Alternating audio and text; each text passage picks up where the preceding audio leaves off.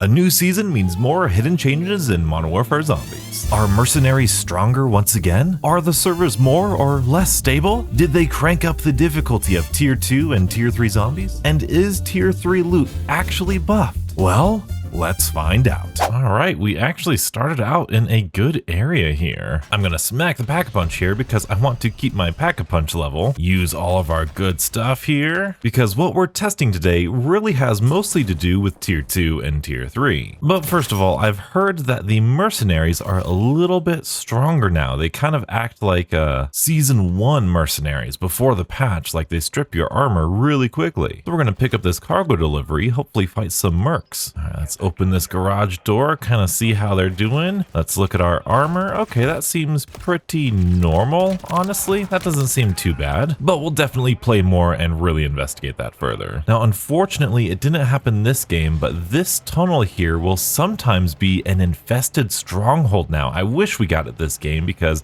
it's really cool when this happens. In fact, I thought it was actually in the trailer, but as I've said in previous videos, those changes may not be like game-changing changes, but they do a good job of keeping the gameplay refreshing, so we're not doing the same exact contracts in the same exact spots all year round. Although I would love to see some new contracts too. Alright, green ether tool, 3-plate vest, self-revive. As we're going about this, I have been told that Tier 2 and Tier 3 contract rewards have been buffed, as well as there are harder, difficult enemies in Tier 2 and Tier 3. And what better contract to test that out than a Spore Control contract? Specifically, I've heard there's more Super Sprinters, but there were already Super Sprinters in Tier 2, so it's kind of going to be difficult to judge for myself here. Like, here's a super sprinter right here, but other than that, these feel pretty normal for Tier 2. You still got your good batch of sprinters and runners and all that stuff, but overall, this looks pretty normal to me. I don't know, you can decide for yourself though. And let's see what this contract rewards has in store for us, and it's a blue ether tool. Okay, so not looking good for buff Tier 2 contracts. Well, that's streamer luck, isn't it?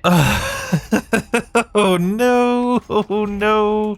That was just in a random box and pop-off power. I'm telling you, pop-off power is the way to go. I promise you, off camera, I don't have that luck. And cryo freeze and a medium rucksack, still nothing special to me. All right, let's kill some more mercenaries. We'll see how well they do against us. And yeah, that feels pretty normal to me. I know it's just a couple of them, but still, it doesn't feel all that special. Like in Season 1 or before Season 1, they would just tear you apart really quickly. But as we're delivering this cargo, let's take a look at my Ram 9 class. Usually I go for hipfire, but for some reason, I just love this engine so much, I'm going with accuracy lately. And just dead shot in this, so I'm really not impressed with these rewards here in Tier 2. But let's go ahead and test out the next big item on our list here. We have already played with the Scorcher, which has received a really huge and beneficial buff, but also the ray gun got a huge and beneficial buff. So we are gonna Pack-a-Punch Tier 3 it and see just how good it is now. I remember being incredibly disappointed, especially in Tier 3,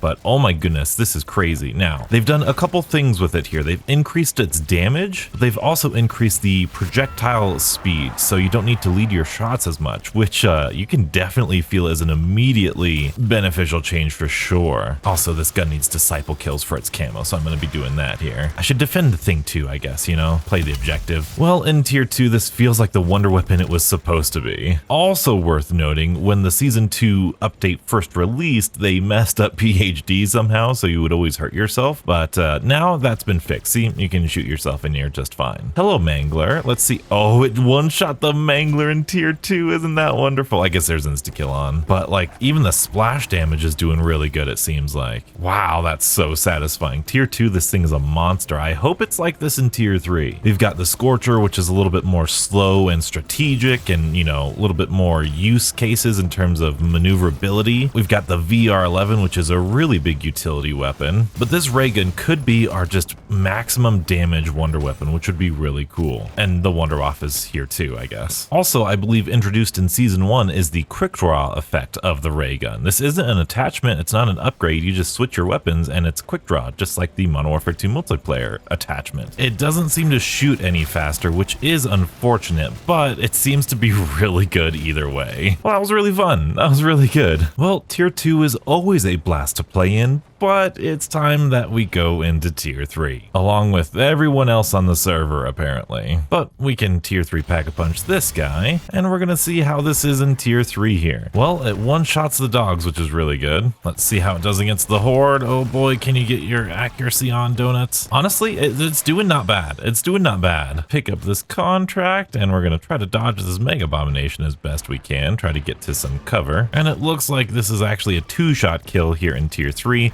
And it doesn't look like it's really any good against these boss zombies, which is unfortunate. But at least our regular guns are good here as well. And against these normal enemies with the splash damage, it's actually not too bad. It's actually not bad and kind of worth picking up, honestly. If you have nothing else too, that's pretty good. Look at that. We just held our own here against a pretty decent sized horde. But can it allow us to survive this raid weapon stash contract? Well, so far so good. The only ones that are kind of giving us trouble are those armored guys, but if you get on them quick enough, that's not a big deal. And especially when they're all funneled towards you like this, it's pretty good. Granted, this is one of like the easiest contracts you can do here in tier 3. But now let's take a look at the rewards. I guess against a mangler first here. Let's see how good it is against this mangler. Again, not really good, especially compared to that tier 2 mangler that we took out a while ago. All right, but let's see here. We've got 2 things. Okay, cool. That's I mean, not bad for us right now, but pretty normal for tier 3. Now, every update, there seems to be this notion that tier 3 zombies have been buffed. They're faster, they're,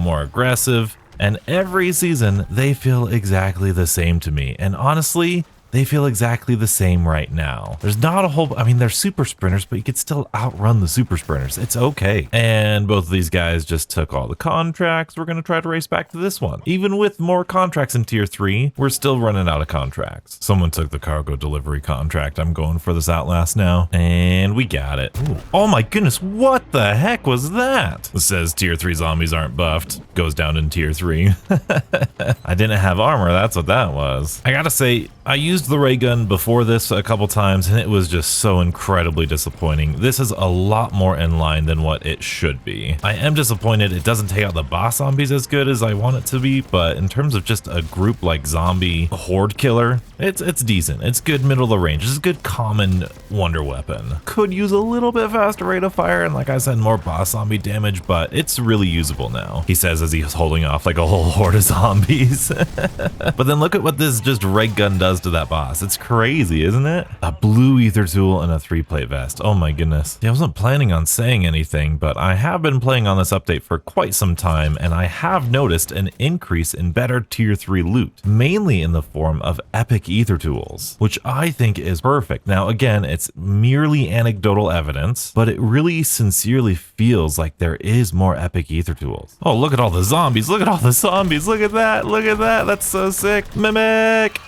I'll say it before, I'll say it again. I love the difficulty of tier 3. I love that they give us weapons that like we can actually use to kill all the enemies with, but the enemies are supposed to be intense, and they definitely are. So let's go ahead and spawn some more. That was a really fun spore control contract, I'm just saying. And we did get a sigil, so I wanted at least that for this video. Another self-revive, death perception, still nothing super amazing. It looks like we're gonna be fighting over contracts again. Oh boy. It's alright, I want this loot chest anyway. Nothing good. Okay, well actually I'll take this for sure. And then I will gladly take this HVT contract. Man, this is just so satisfying. So satisfying. Oh, it's awesome. And there's a juggernaut. Look at that. Okay, and I'll take that Shatter Blast. It's still not great loot, but it's something. Now we're all gonna race for this Outlast, aren't we? All right, that Outlast contract didn't quite work out, but hey, we got the cargo delivery contract. Not before I loot this chest though and find a Casimir. Look at that. All right, last chance for something epic,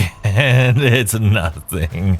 That's disappointing. I assure you, beautiful people, I'm telling you, there are more epic ether tools in here. I'm telling you, it's like the opposite of streamer luck. Now, I wonder if these guys are doing the Elder Dark Ether. Oh, they left. All right. You don't always get the lucky lobby. In that case, I'm just going to get some Casimirs and go to the regular Dark Ether. Hey, look at that. We found somebody. Oh, he left. Well, that's lame. Okay, well, I guess I'm going to have to go to the Dark Ether all by myself. That is quite all right with me. We've done that before. Now, obviously, because there's like a big lack of content in season 2 for zombies, there's not too much to test here, but oh good, we got a turret. Let's go ahead and throw that guy in. But I really do think like I would almost guarantee you that they have buffed the tier 3 contract rewards. Like I said, I've gotten more legendary stuff out of that than I have ever before. But the last thing we are clearly here to test is the Dark Ether. Again, like I said, most updates people say, oh my goodness, it's a lot harder and tougher. And I'm not gonna lie, I think I believe them. Although I don't think it happened in season 2, I think it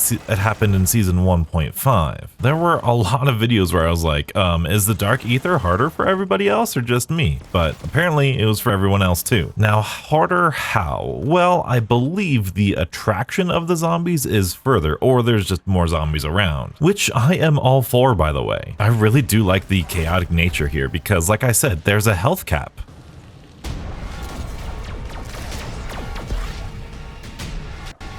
My game is glitching out so bad right now. My game is glitching out so bad right now. My game is glitching out so bad. What the heck?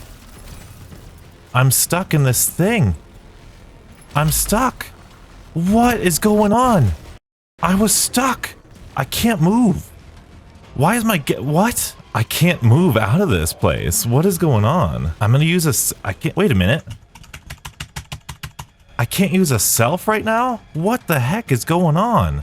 My mouse won't move up? What the heck? Okay. What is this? I glitched into the wall and now I can't use my self revive. Are you kidding me? Treyarch, this is bad. Are you kidding me right now? Well, I guess it is worth noting. You've seen my previous video where I crashed in the Elder Dark Ether, you know, when I finally was going to complete it. It seems to be a lot more unstable here in season 2. This doesn't happen to me often. It never happened to me, but having this happen twice in like 4 games is a very bad look. And also they did nerf, I forgot to mention, it's sitting here in my notes, they nerfed how many sentry guns that players can have to help stability, which is all well and good, but they've done something else to decrease the stability of the game. But then again, this is me talking in the moment, so that could have just been some weird glitch, but like I have like gigabit internet. I don't know why it was dropping frames right there. I have noticed, especially in exfils and like big hordes of zombies, it is kind of tanking my frames quite a bit more than it did in previous seasons. Maybe they slowly increased the amount of zombies that could be spawned in on the map to see if it could be a little bit more fun, but maybe they tuned it a little bit too much. Man, what a disappointing ending. But luckily, not every game is this disappointing. If you want to see one of those non-disappointing games,